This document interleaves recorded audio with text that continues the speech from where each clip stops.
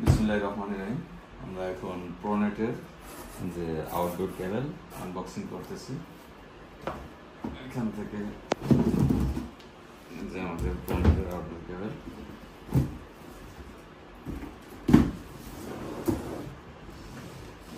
এটা হচ্ছে সম্পূর্ণ ভার্জিন ম্যাটেরিয়ালস থেকে তৈরি।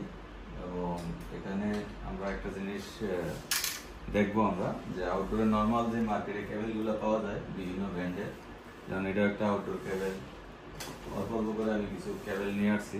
তো এগুলো হচ্ছে কি আপনি দলে দেখতে পাবেন, এগুলাতে রিসাইকেল প্রোডাক্ট ইউজ করা হয়। আর রিসাইকেল প্রোডাক্ট ইউজ করার কারণে আমি একটা জিনিস দেখাচ্ছি, যে আমার যে কেবলটা আছে, এই কেবলটাতে এই একটু এই যে কেবলটাতে আপনার দেখেন এখানে মোটামুটি ইয়ে হয়ে গেছে। এই যে এই যে কেবলটা আপনার ইনসুলেশনটা টান দেওয়ার পরে কিন্তু এটা চলে আসছে, বাট নর্মাল যে এগুলাতে কিন্তু এইভাবে আসবে না। আর আরেকটা জিনিস হচ্ছে এই যে পলিটা আছে, এই পলিটা কিন্তু আমার পেঁচানো, এইভাবে হয়েছে পেঁচানো থাকে। বাট নর্মাল যে আউটডোরগুলো এখানে এরকম পেঁচানো থাকে না, এটা এভাবে ডিরেক্ট দেওয়া থাকে।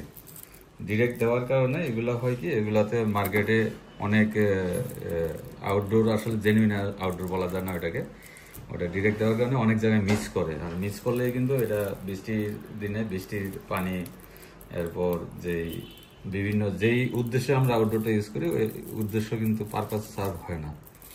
এখানে আমাদের যে ডায়া আছে, এই ভিতরের কেবলগুলোও অনেক ক্ষেত্রে দেখা যায় চিকন হয়।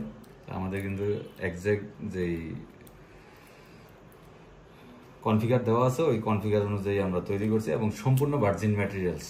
কেউ প্রমাণ করতে পারবে না যে এখানে বিন্দু পরিমাণ আমরা রিসাইকেল প্রোডাক্ট ইউজ করছি। মার্কেটে কিন্তু এখন যেই কেবলগুলো পাওয়া যায়, অনেকের কেবলের দেখা যাচ্ছে যে ম্যাটেরিয়ালসগুলো খুব লো ক্যাটাগরির ইউজ করা হয়। এগুলা কিন্তু রিসাইকেলের অনেক ধরনের সমস্যা হয় কেবলের জন্য। তো আমাদের সম্পূর্ণ 100% ভার্জিন ম্যাটেরিয়ালস থেকে আমাদের প্রোনেটের যেই আউটডোর কেবলগুলো আমরা তৈরি করছি। তো আশা করি ইনশাল্লাহ ভালো সাড়া পাবো মার্কেটে, আলহামদুলিল্লাহ।